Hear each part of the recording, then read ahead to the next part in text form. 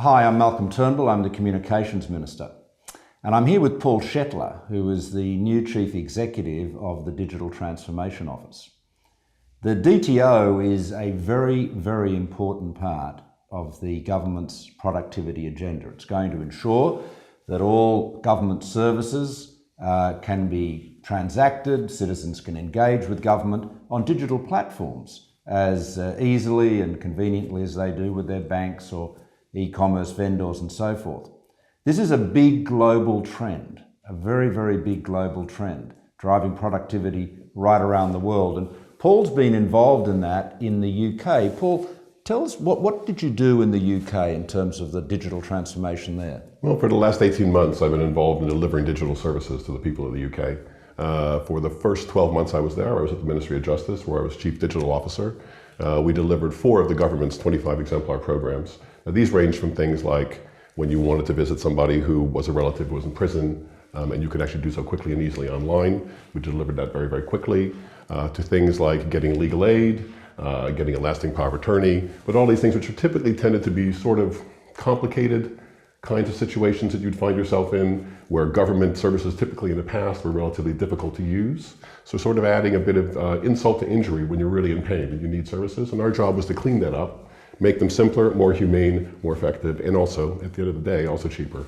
Now, we've spent some time with your colleague, Liam Maxwell, in the past, and Liam is a great admirer of yours, of course, strongly recommended you for this role.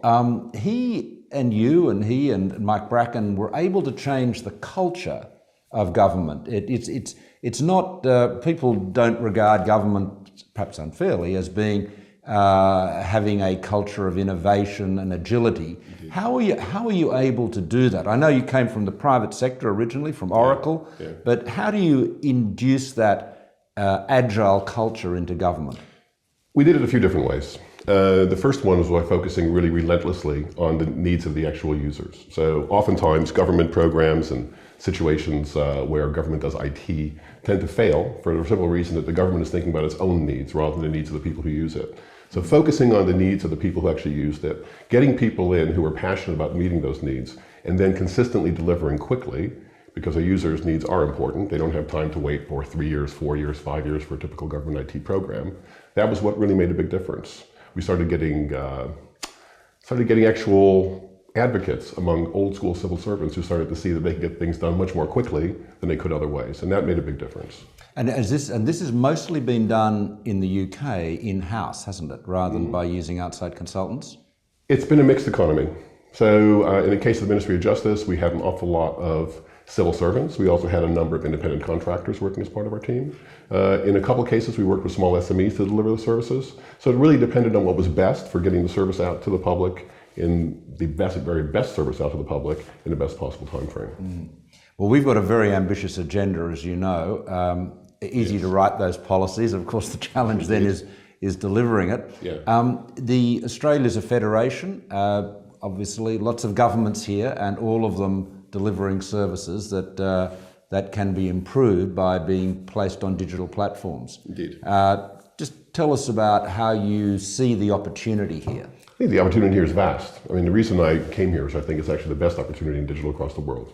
And the reason for that is pretty much no matter where you look, people doing digital government tend to focus on one tier or one sphere or one geographical area. So in the UK, we had sort of the GDS, which looks at the central government, and we had several other teams doing things municipally, and then health was something else altogether. Here in Australia, we have an opportunity to actually provide digital government as government, not digital government as state government, municipal government, or this agency or that agency or the third thing. And the reason why that's important is that typically when people have things happening in their lives, a child or starting up a business or something like that, there's going to be things that they need to do with government to cross those different boundaries. Yeah, and that's why we want to make the MyGov platform available to state and local governments Absolutely. For free, so that encourage them onto it, so that we make engaging with government as easy as possible for the customers. So that customer focus is one I very much agree with, yeah.